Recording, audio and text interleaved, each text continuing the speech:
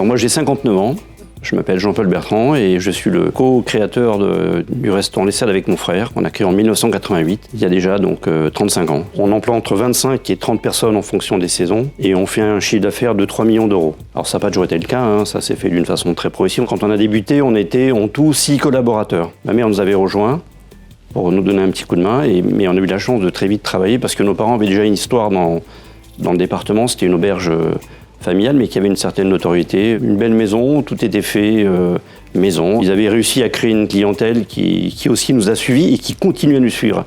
On a encore des clients maintenant qui sont très âgés, qui viennent encore nous dire « je me souviens, j'ai mangé chez vos parents ». Ça, c'est magique, quoi. On doit s'adapter. On ne sert pas de la même façon un repas d'affaires qui est en conversation professionnelle que un couple de gastronomes qui est vraiment là, qui demande énormément d'attention, qui nous pose beaucoup de questions parce qu'il veut savoir la température de cuisson, comment sont faits les produits, les provenances, et puis un petit couple d'amoureux qu'il faut justement pour être aussi un peu sur la réserve. Enfin, c'est un métier qui demande aussi beaucoup de psychologie en fait. Notre métier, c'est surtout faire plaisir, en se faisant plaisir. Il faut vraiment qu'on soit content de les recevoir, comme si c'était de la famille ou des amis. Il n'y a pas eu nombre d'hésitations, parce que Jacques cuisine, moi je ne cuisine pas, j'adore ça, mais c'est pas du tout mon truc. Le fonctionnement d'une entreprise familiale comme la nôtre, avec 2 frères, c'est très complémentaire, mais on doit se respecter. Beaucoup communiquer, ça on l'a toujours fait, et quand on a une grande décision à prendre, en général, on tombe souvent sur la même conclusion, parce qu'on a la même philosophie. C'est que nos épouses nous ont beaucoup aidés quand même. Elles sont dans tout ce qui est le back-office, la gestion, l'administration, qui sont des tâches quand même très lourdes. Jacques se concentre vraiment sur sa cuisine, moi je me concentre vraiment sur la salle. On a beaucoup de chance parce que déjà on s'entend et nos épouses s'entendent. Ouais. On a aussi une chance énorme, c'est d'avoir des collaborateurs qui sont là pratiquement depuis le début, qui font partie pratiquement de la famille. Je veux dire, je vois Yannick par exemple, c'est mon chef, on se parle pratiquement pas. On se regarde et on se comprend. On est vraiment un vieux couple, quoi. On sait si ça va pas. Et ça, c'est des forces quand même.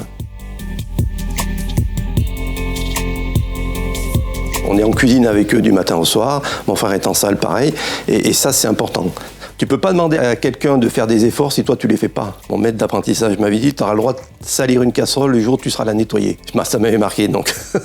Et donc il faut respecter tout le monde. Je crois qu'une entreprise familiale comme nous, c'est de l'humain avant tout. Et si on n'a pas les gens qui vont dans le même sens que nous, on peut rien faire, quoi. On réussit pas tous les jours, on reste des humains avec nos qualités, nos faiblesses, mais on essaye d'être professionnel le plus possible, d'être toujours présent, de garder une espèce de passion, une flamme. Et puis on est un peu des passeurs, ça demande beaucoup d'énergie, hein. Mais c'est très important, vous ne pouvez pas tout garder pour vous, il faut transmettre et on a besoin de la jeunesse. Il y a vraiment des jeunes qui ont vraiment une passion, une envie de progresser, une envie d'y arriver. Moi, ça m'impressionne. Bien faire, c'est pas plus compliqué que mal faire. On met le même temps et donc il faut apprendre à bien faire. Une fois que tu as appris à bien faire, tu gagnes du temps même. Parce que tu fais le bon geste, tu dis la bonne parole, tu fais la bonne mise en place. C'est un métier d'artisanat, mais c'est un très beau métier.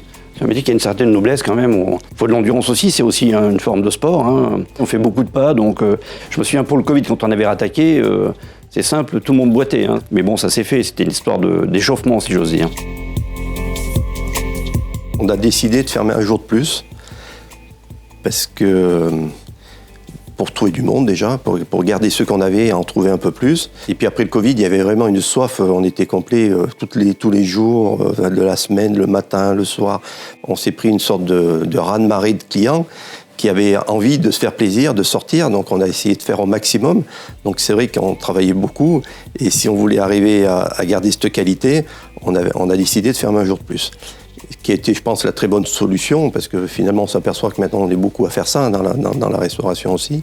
Nous, on est nés dans ce métier, hein, déjà, donc on connaissait un peu les aléas, les complications de cette profession. Vous êtes toujours en décalé. Alors, très souvent, les jeunes qui ont choisi ce métier, ils sont absolument passionnés, mais on peut comprendre que les conjoints ou les conjointes qui sont à la maison, les enfants, c'est quand même délicat, c'est un métier un peu d'artiste, hein, où vous travaillez un peu à l'envers des autres. On a essayé de mettre en avant la qualité de vie de nos collaborateurs pour qu'ils aient un équilibre aussi. Et c'est grâce à ça qu'on a pu garder quand même une équipe et qu'on a quand même trouvé du monde, parce qu'il y a quand même une petite crise de la profession. Il y a quand même des gens qui s'orientent sur d'autres métiers, quoi. Mais en faisant comme ça, nous aussi, on a quand même une qualité de vie, faut être honnête, on a une qualité de vie aussi qui est meilleure, hein. Ça peut nous permettre de profiter de notre famille personnellement, et puis aussi d'être bien quand on arrive au travail, quoi. On a des vrais week-ends de pause Ce qui permet de s'oxygéner, de faire quelque chose de complètement différent et d'arriver le jeudi matin, finalement frais. On sait qu'on a 4 jours, là vraiment c'est intense. On est au service de nos clients, on est à la disposition de nos équipes, on est avec eux, on les entoure et nous on est toujours là, quoi. Je pense que dans des petites maisons familiales comme les nôtres, c'est important que le cuisinier soit derrière ses fourneaux et que le maître d'hôtel soit avec ses clients et avec ses équipes, quoi, tout simplement.